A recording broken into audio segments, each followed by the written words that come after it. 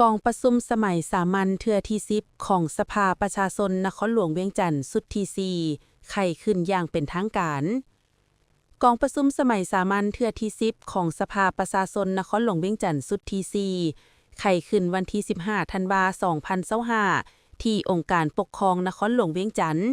เป็นประธานของทานอานุภาพตุนาลมประธานสภาประชาชนนครหลวงเวียงจันทน์มีทานอัศผังทอง 4,000 ดอนเจ้าของนครหลวงเวียงจันทน์พร้อมด้วยรองเจ้าของบรรดาสมาชิกสภาแห่งชาติประจำเขตเลือกตั้งที่1นครหลวงเวียงจันทน์และภาคส่วนเกี่ยวข้องเข้าร่วมในพิธีทานอานุภาพตุนาลมกล่าวว่ากองประชุมสมัยสามัญเทื่อที่10เป็นกองประชุมครั้งสุดท้ายของสภาประชาชนนครหลวงเวียงจันทน์สุดที่4ซึ่งจะได้พิจารณาและรับรองเอาปัญหาสำคัญพื้นฐานของนครหลวง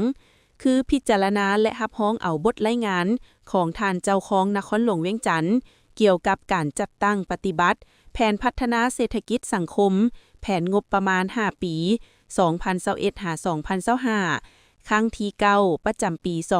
2025และทิศทางแผนการเคลื่อนไหวเวียกงานประจำปี2026นครหลวงเวียงจันทน์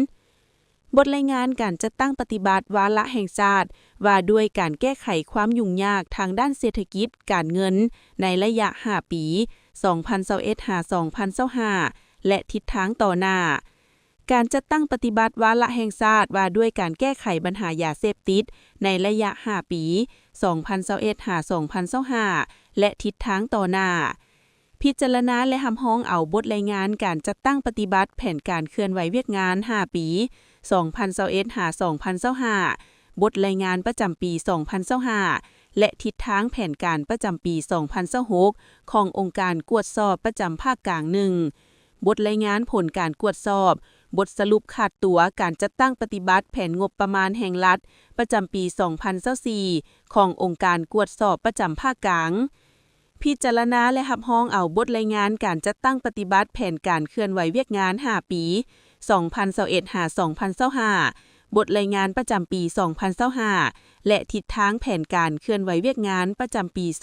2026ขององค์การอัยการประชาชนภาคกลางและองค์การอัยการประชาชนนครหลวงเวียงจันทน์พิจารณาและรับรองเอาบทรายงานการจัดตั้งปฏิบัติแผนการเคลื่อนไหวเวียกงาน5ปี2021-2025บทรายงานประจำปี2025และทิศทางแผนการประจำปี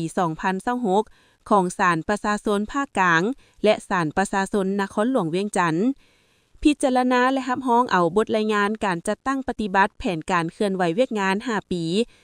2021-2025บทรายงานประจำปี2025และทิศทางแผนการฮอดกล่องประชุมปฐมฤกษ์และคาดคะเนแผนการประจำปี2026ของสภาประชาชนนครหลวงเวียงจันทน์สุดที่5นอกจากนั้นก็จะได้รับฟังการประกอบคำเห็นขององค์การแนวลาวสร้างชาตินครหลวงเวียงจันทน์เกี่ยวกับการจัดตั้งปฏิบัติแผนการเคลื่อนไหวเวียกงาน5ปี2021-2025บทรายงานประจำปี2025ของสภาประชาชนนครหลวงเวียงจันทน์สุดที่4แผนการเคลื่อนไหวเวียกงานฮอดกล่องประชุมปฐมฤกษ์และคาดคะเนแผนการประจำปี2026ของสภาประชาชนนครหลวงเวียงจันทน์สุดที่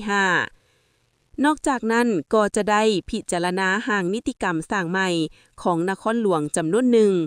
รับฟังการรายงานชี้แจงปัญหาสำคัญของนครหลวงเวียงจันทน์ตามการเสนอของคณะประจำสภาประชาชนนครหลวงคือรับฟังการรายงานสภาพการคุ้มครองห้องระบายน้ำห้องซักห้องแสงและห้องท้องรับฟังการรายงานสภาพการซอกค้นสำรวจและขุดค้นแห่เกลือโปแทสอยู่นครหลวงเวียงจันทน์ลงเลิกการจัดตั้งปฏิบัติตามมติของคณะประจำสภาแห่งชาติฉบับเลขที่